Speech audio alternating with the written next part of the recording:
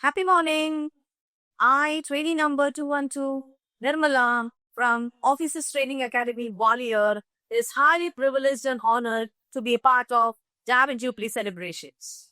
And here we have our captain, Sahana Sundar, who has been serving the NCC for 32 long year tenure. And we have been highly privileged and honored to be a part of this Diamond Jubilee celebrations. And we have Madam over here to share her few experiences and story about her journey on OTA and NCC.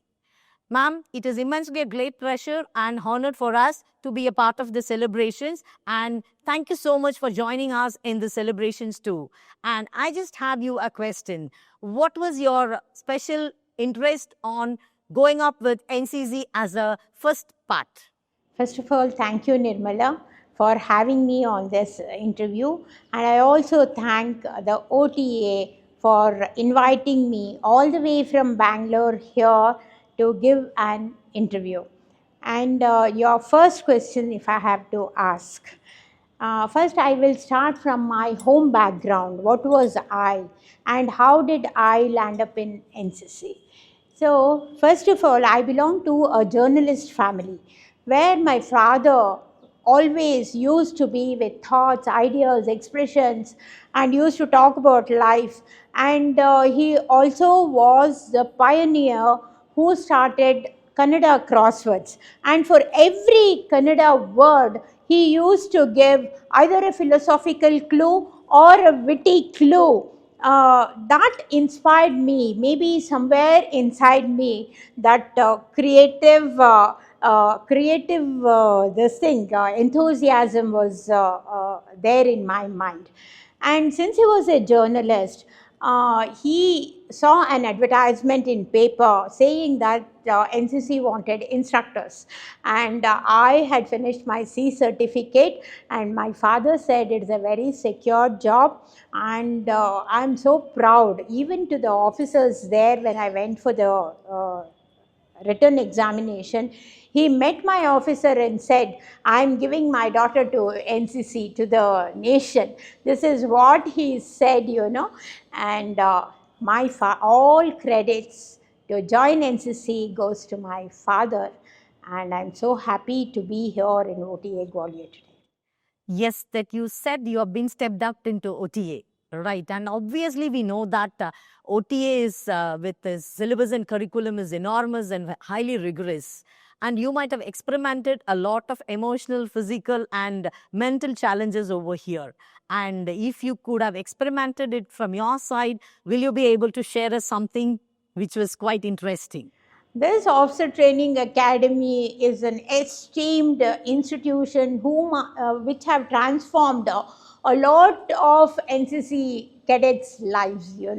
So I'm one of them, because the day I landed up here, the routine which started from early morning 5 o'clock to 10:30, I was in that rigorous training, and every time the challenge was to be there on the ground or in the training activity in time. It's taught me time management, I can say, and so many leadership activities, whether it is teamwork, whether it is empathy, whether it is decision making skills or command, confidence, everything. See, the cadets handbook, after joining OTA Gwalior, cadets handbook became Bible to me.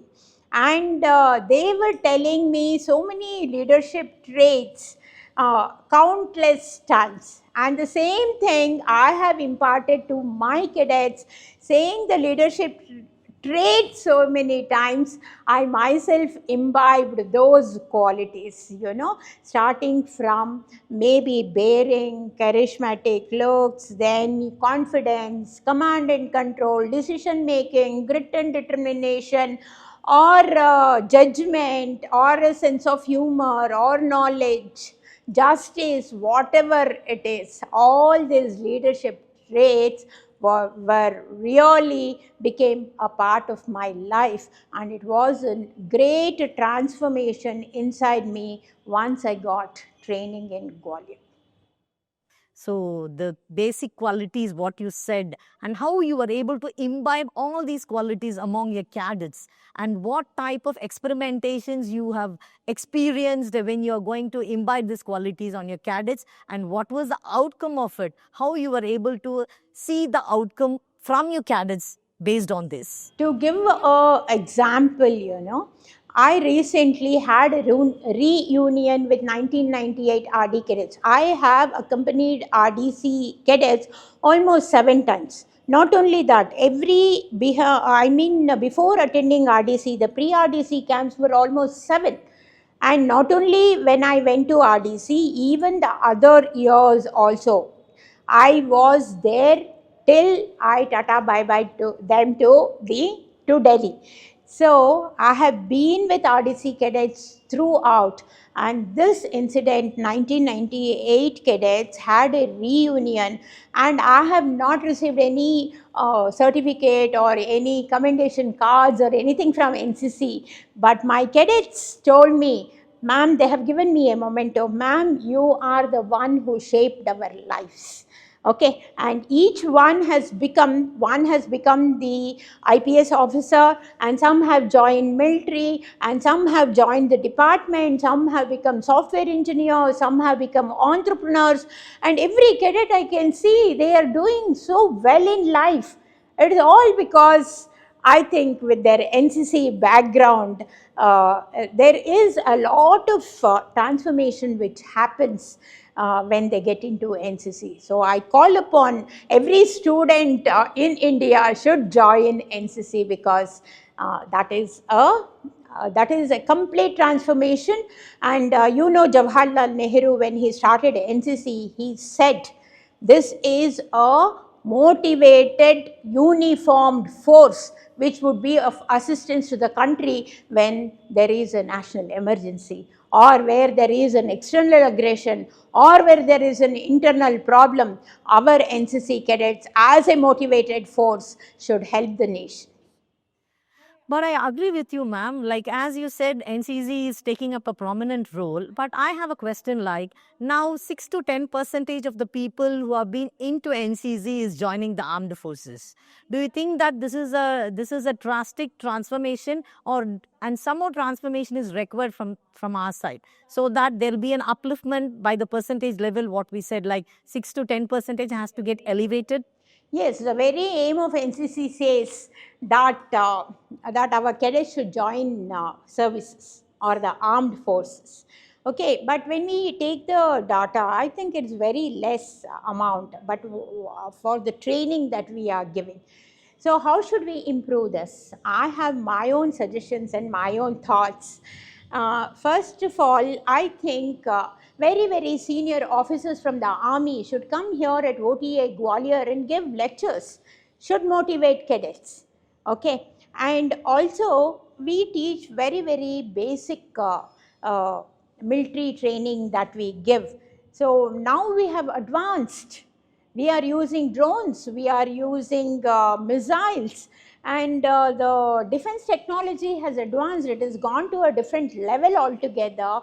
I think, like I was interviewing one of the scientists who was behind Akash missiles and BrahMos missiles, and that scientist told me, like Abdul Kalam, he was just next to Abdul Kalam. They have worked together for so many years. And Abdul Kalam used to go to IITs, he used to go to visit so many engineering institutions to pick up cadets for research. So, and then he said to all the institutions wherever he picked up, the DRDO, the Defense Research Development Organization, should be a part of that unit, so that they can similarly, this institution, this big institution where so many cadets from different parts of India come together with different creative ideas, intellectual ideas, and all that. I think establishing one DRDO unit here also, I think it will inspire the cadets, not only because innovation also we are coming down. See, if you take a mobile phone, how much of technology has improved? Every day there is an advancement in technology, isn't it? But how much have India contributed to that advancement? We are lacking in innovation. Of course, ma'am, you're again smart with words, right? But as you said that it was like your 32 years of tenure in NCC, which has been over now, but still you are able to inculcate some informations which requires the qualities for the cadets, right? As you said that you are able to bring writers, authors, publishers together, by which the next level of your mission is, even though not into the NCC, but still you still want to make some upliftments for the country by giving up your opinions and ideas such that great leaders will come over. Yes, I have almost conducted 54 interviews of very, very high profile people of Karnataka and also India. They are IAS officers, IPS officers, lyricists, Hindustani great musicians, and also authors. One author I recently did was about Manjari Prabhu. She is called the Agatha Christie of India. Okay, and then so many others like that. And one interview which is really he was a Padma Shri awardee, and he brought out saying that NEP, he was the brain behind new education policy. He has introduced new education policy to India in the education system of starting from the primary level to the collegiate level.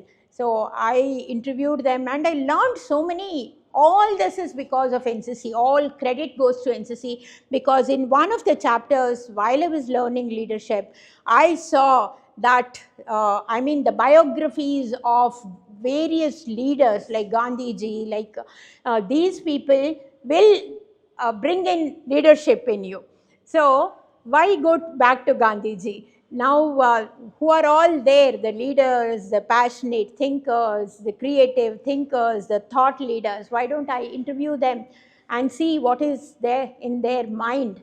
So that is how I started this interview channel called Spark Igniting Minds. But actually, as you said, you are much fascinated towards interviewing great personalities, because that is when imbibe the representations what you have in you, right? You want to gain knowledge and you have to be highly intellectual, because unless in other ways you don't have an intellectual personality among you, you does not go over and over, right? So Very, very humble. I'm not an intellectual or I'm not anything creative or anything, but only because being with the cadets and learning from NCC, the leadership quality.